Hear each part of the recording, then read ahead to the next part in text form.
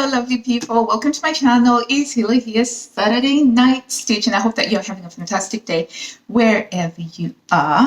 Today, I'm really quite excited to share this because I just added 4 new Marfy patterns to my collection. So I thought that this would be a good opportunity to talk a little bit about Marfy patterns. By the way, if you're new to this channel, my name is Hila. I love everything to do with sewing. I'm crazy about sewing, so I tend to just release a lot of sewing related content, whatever is going on in my sewing life. I have an unnatural urge to share all of that. So if you are interested in sewing and you like random sewing bits and bobs showing up on your YouTube feed, then please do subscribe. And for all of the returning subscribers, thank you so much for rocking up again to see one of my sewing adventures. Today is all about Mods Marfy. Marfy patterns are Italian fashion patterns. They have a catalog, of which I have 2 of these catalogs, right? And these are really thick catalogs. They create patterns that are ready to cut out. That is to say, when you buy a pattern, you buy one size and it's pre-cut for you. Doesn't include any seam allowances, doesn't come with any instructions. The first time that I mentioned Marfy patterns here on my channel was when I did my podcast about Burda style patterns, wherein I was answering the question that I get asked a lot, which is, are Burda patterns easy? And the general answer within that podcast was that it's kind of all relative. And I mentioned how Marfy patterns are actually even more difficult than Burda because they don't even come with any instructions, whereas Burda does come with some minimal instructions for the most part. The patterns also have very minimal markings. And if you do stay tuned, I am going to do a section where I show you an example of a Marfy pattern. If you dare to indulge your curiosity and traverse this very dangerous territory of seeing what Marfy patterns are like, because they are gorgeous. In terms of the drafting, amazing, excellent drafting. The armhole on the Marfy patterns is about as near perfect as I have come across. They have very accurate sizing. Most of their designs are form-fitting. And so the ease that they have is very small, which means that you do have to get your drafting absolutely correct. It's easy to draft when you're just going for the loose fit, baggy style type of garments, but these ones, they do make them very fitted over the bust. They go in and out. And so the drafting is excellent. And for them to have been around since 1966, they are doing something right. And they are really, really quite good. They are quite pricey because you're getting a pre-cut pattern. They are very slowly moving most of their collection online.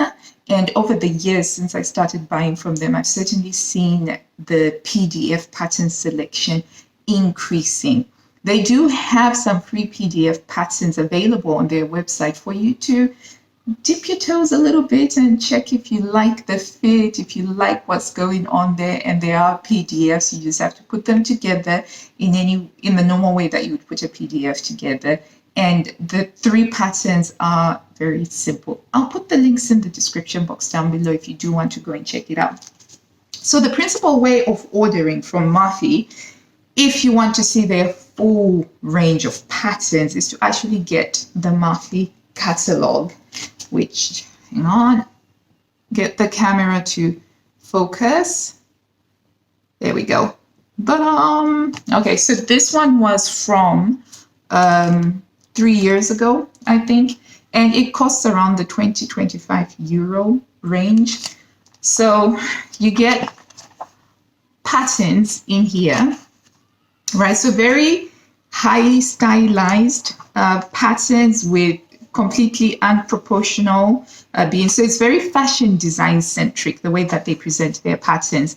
So you don't really get told exactly what sort of fabric you use. Is not very prescriptive is what I'm trying to say. This is more kind of like more like a guideline than in actual, like, this is, you know, what it has to be. So you can then decide whether you're going to use a more structured fabric or a less structured fabric.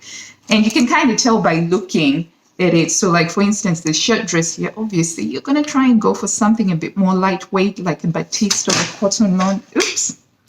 And what is that that just fell out?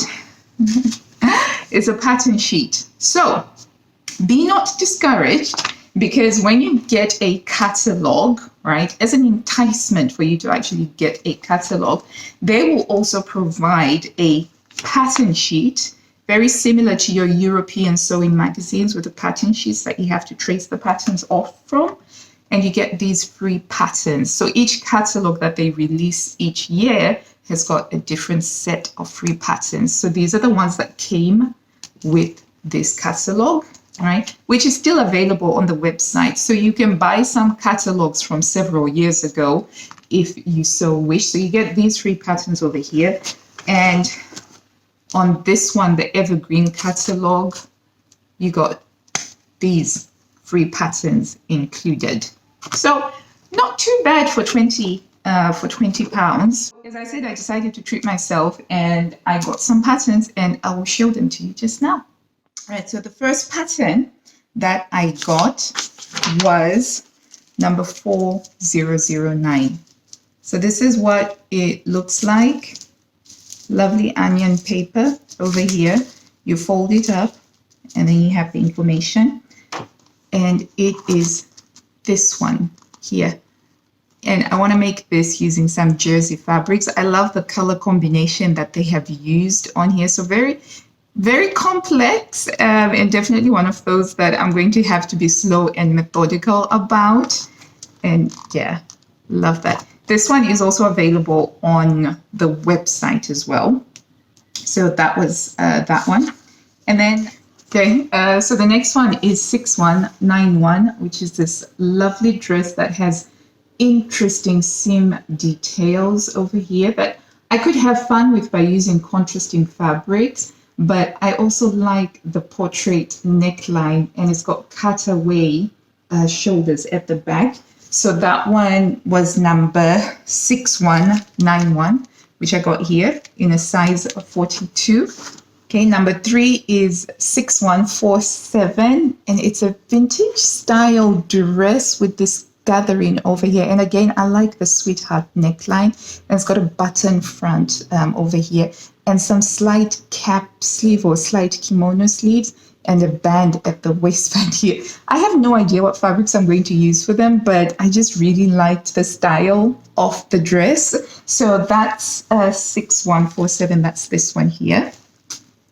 Okay, the last one is 6597, which it's not in any of the catalogs, but it was on the website, and I've got a picture of it here. So again, quite a vintagey style. I quite like the neckline. Yeah, I'm kind of going through a sweetheart neckline phase. I think it's because we've been in the cold weather for so long. I'm really beginning to feel like, oh, I just want to expose my décollage a little bit. No, did I say that right? Décolletage. I don't know. You know, just show some skin, a little bit of skin. But I like that. And I think I'll add pockets to it. It does look like it would be lovely with pockets. So that's this one. It's available on the website. Okay, so those are the patterns that I added that I'm super excited to have within my collection. So the next thing that I'm going to show you is I'm just going to unfold one of the patterns to show you what it looks like. And then as a bonus, I'm just going to quickly show you how I store my Marfy pattern so that I can keep track of the ones that I have, and I'm able to see what pattern it is. Because as you can see, this isn't very inspiring if you're looking through your patterns trying to figure out what you want to sew and you just come across this. It doesn't tell you much. So I have a way of storing it that still keeps the same inspiration that I get from browsing through the book itself. Right, here we go. So this is number 6597. It's perfectly folded. The paper is very lovely and smooth, but it isn't weak enough like your pattern tissue paper that just would rip through very easily. It doesn't smell like onion either. Even though it's called onion paper, you don't have to worry. It doesn't actually smell like onion. Right, here we go.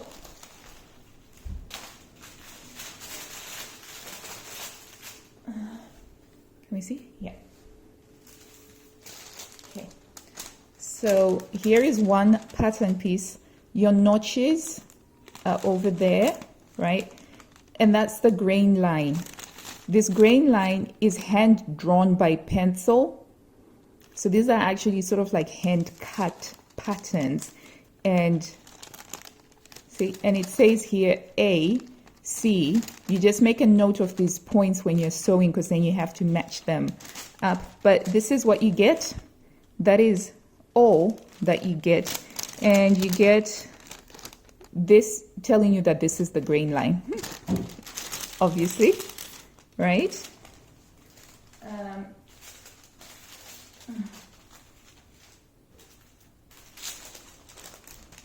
There's another pattern piece. You can only assume that this is probably the back or the front. So that's what you get. No seam allowances. You have to add your seam allowances yourself. It really is like a jigsaw puzzle. So the first thing that I normally do when I'm sewing with Marfy is I'll get all of the patterns out and then the pattern pieces out, and then I'll try and play around with them to, you know, match up and see what fits where, trying to match up the numbers before I then continue with it. But it's very highly involved work. I've just moved over to the window to show you in better lighting, but you can see these are hand drawn by pencil, and you'll even get like some little pencil written notes, and you've got marking like a seam line. But you have to make sure you read all of the blue printed out dots, like that will say pleat, and then it says to insert elastic,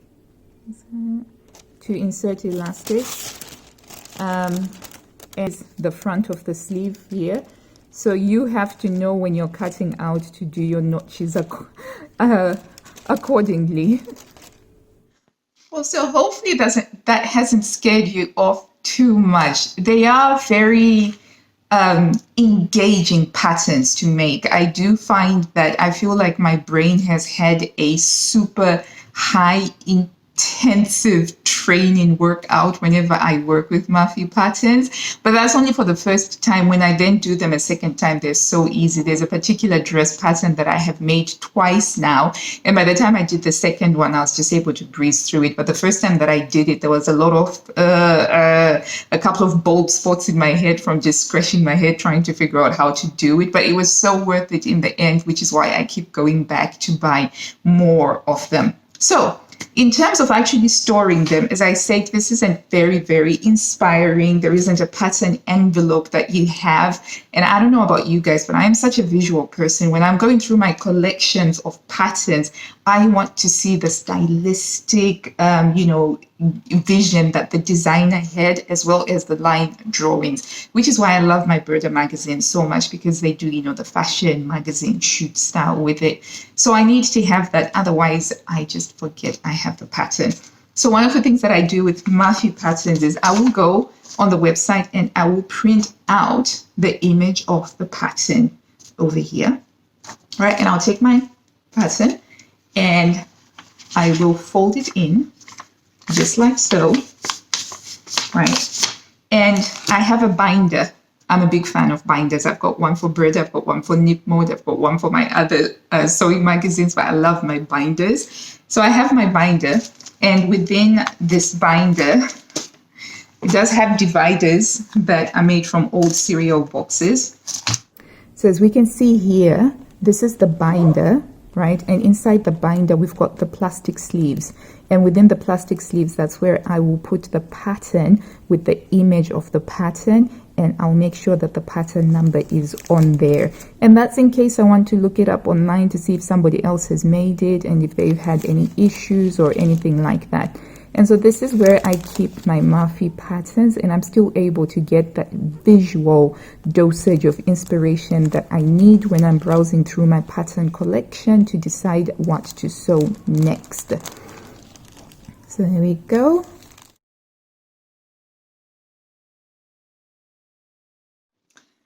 And then that's it. The final thing that I then do is I'll go onto Pinterest and I will add the latest additions to my collection onto my Pinterest board, which has all of my Marfy patterns, because sometimes I'm on my phone and I can't actually get to the physical binder itself. I can look on my Pinterest board if I'm looking for sewing inspiration. And I do that with all of the patterns that I have, even the Burda patterns and even the indie sewing patterns that I do have. And then once that's done, that's it. All that needs to happen is for me to find the fabric and then actually get going with the project. I do hope that you've enjoyed this video on Marfy patterns. I'm going to do like about 30 seconds of just browsing through, pointing out some of my other favorite patterns that I haven't actually bought, because some of them are just impractical and some of them are just because I don't get to go to midnight balls that require me to wear a gorgeous evening gown. If only. But yeah, thank you so much. If you have any further questions about the Marfy patterns, or if you want me to do more videos on Marfy patterns, do let me know in the comments box down below, or just vote with your like. Just give it a like, and that's always a good indicator of what sorts of videos you want to see more of from me. So thank you so much. Until I see you next time, guys, happy sewing. And also do let me know if you've ever actually sewn with Marfy patterns, or if you've ever bought any of the patterns at all. And if you feel like maybe you might be interested in buying the patterns, do remember they do have some free patterns that you can try out, although they are the PDF patterns. They do also have a selection of PDF patterns that you can download instantly, and those are a cheaper price point, obviously, because you're not paying for the hand-drawn, hand-cut patterns. I've had a good experience with Marfy sewing patterns, and in the coming year, I will be sharing a lot more of my sewing adventures with Marfy. And again, thank you so much for watching. Until I see you next time, happy sewing. Bye.